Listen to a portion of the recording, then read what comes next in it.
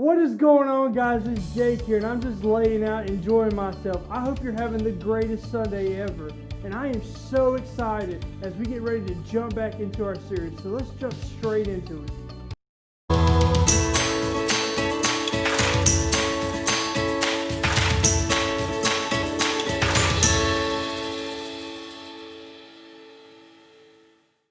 Hey everybody, it's me, Jacob, and today I'm here to talk to you about creativity. Creativity is imagining what you could do because you were made in God's image. There are so many different artistic ways to be creative, and today I hope to demonstrate just how creative I am in the culinary arts. Now you might be thinking, oh, hey Jacob, what are the culinary arts? And that's totally okay because I had to look it up too. I had no idea. So allow me to elucidate. I had to look that word up too. Okay. Basically, it's this. I'm making chocolate. Yes! Ugh. You see, I started thinking, I know I'm creative because I was created in the image of God, but what if drawing and sculpting and, art stuff isn't my thing? What if chocolate making was my thing, my purpose? And time for the last thing, the cocoa powder.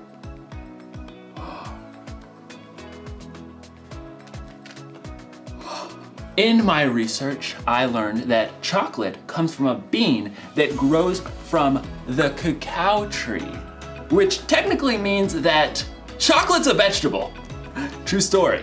Oh, this looks so good. Bon appetit. That is so good. I think I've really discovered what my purpose is. Chocolatey goodness. It's like in today's story. God had a purpose for a woman named Esther, and you're going to find out if she discovered her purpose before it was too late. Time to check the old recipe book. Oh, let's see. Chill for 4 hours. Chill for 4 hours. No, I'm kidding, obviously. It means to put it in the freezer. Just, duh.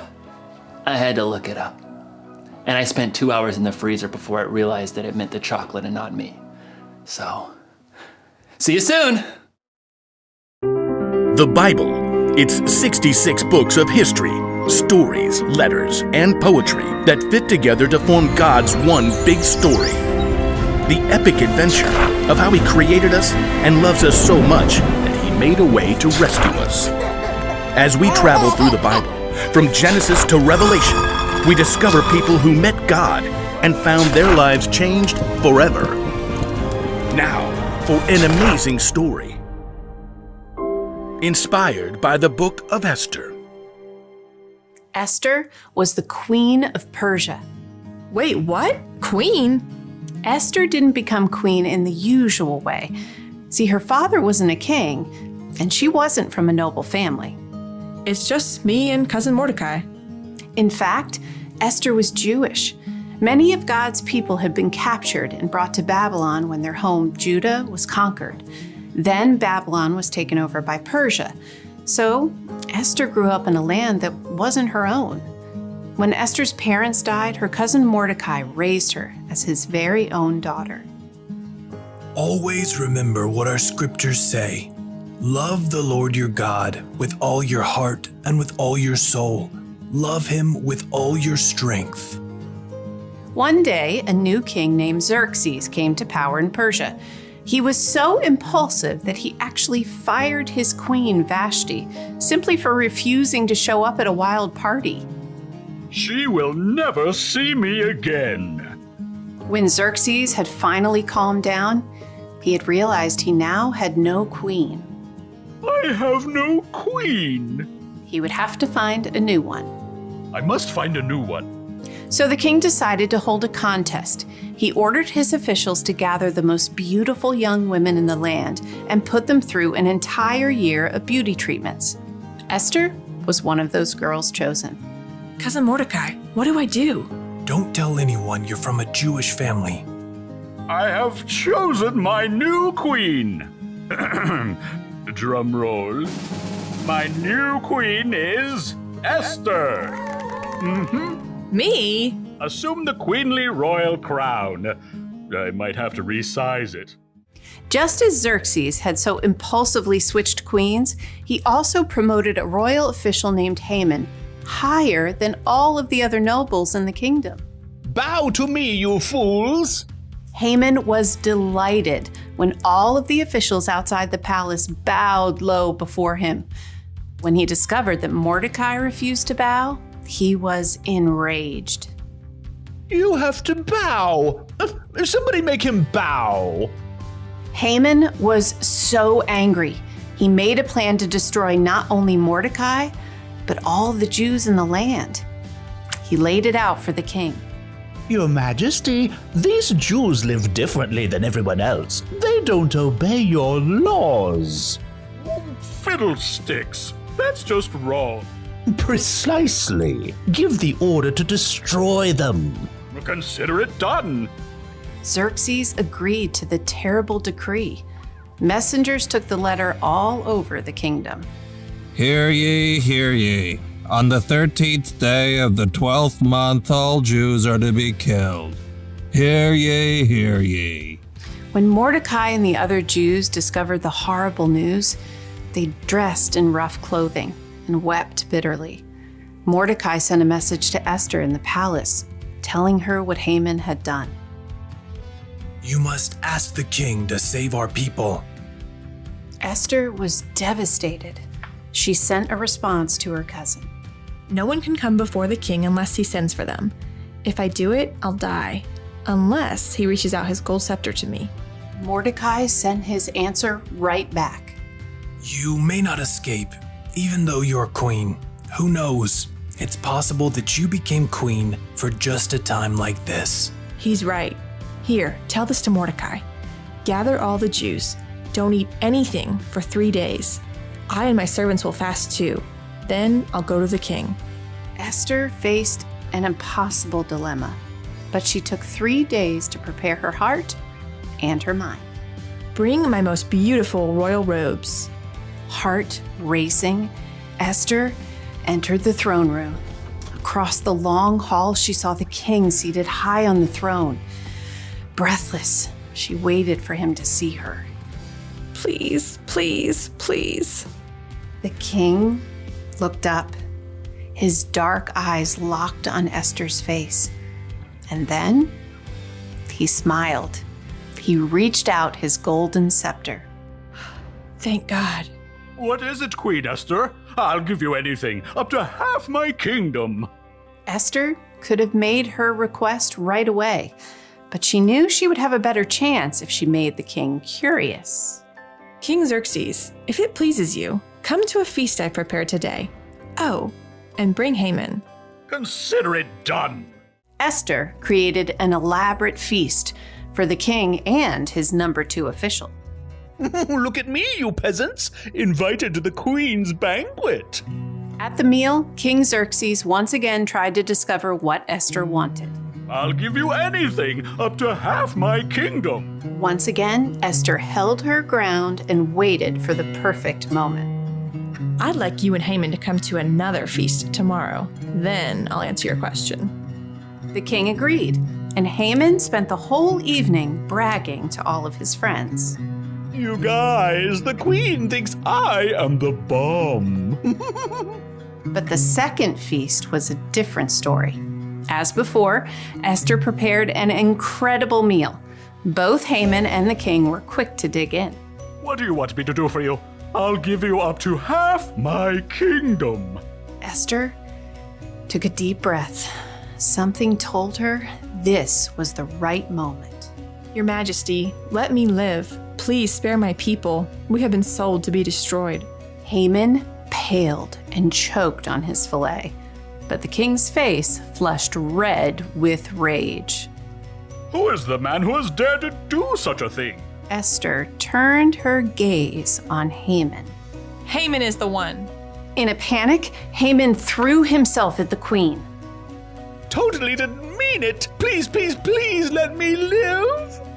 You dare attack the queen? Take him away. That very night, Haman was killed, and the king created a new order that would allow the Jews to be saved. We will celebrate this day with great joy. God had given Esther a surprising position in a foreign nation, and when the time was right, she would use all she had been given to save her people.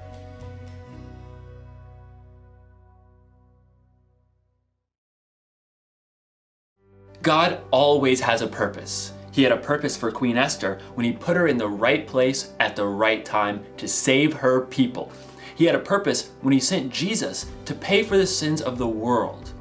And here's something you may not know. God made you for a purpose. It's true. Now, you may not have to save a bunch of people from total destruction. I don't know, or maybe you will. Who knows what God has planned for you? But I do know God has a plan and a purpose for your life, whether it be big or small. So think about it. What's your purpose? Is there something you like to do more than anything else? Like baking, or organizing, or juggling. Maybe what you like to do has something to do with your purpose. Or what about this? Is there something that you care about more than anything else? Like animals, or taking care of people, or keeping the planet clean? Maybe those things have something to do with your purpose. Whatever it is, here's the one thing to remember. God created you for a purpose. Actually, I think it would be safe to say purposes. Maybe it's something giant, like Esther, or maybe something simple, like chocolates. Didn't get it. So close, gonna keep trying. Yes! Purpose!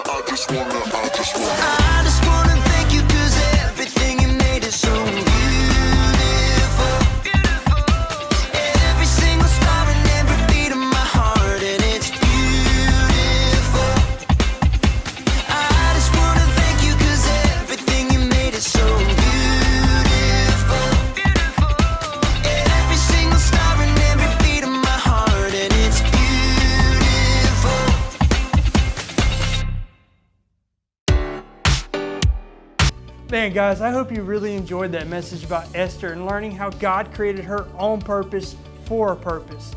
And Esther's purpose was to save her people. Now, maybe that's not your purpose. Maybe it's not your talent, but maybe your talent is something like singing. And when you sing, everybody enjoys it. They love hearing you sing a song.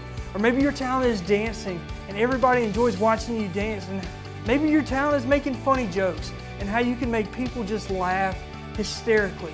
I don't know what that talent is for you, but I believe that you do know that talent. And my big project for you this week involves that talent. I want you to use the one talent that you know you have to help somebody this week. It can be whatever you think it is. It can be even today. I would encourage you to do it today. Use that one talent that you have to help somebody today. I'll see you next week.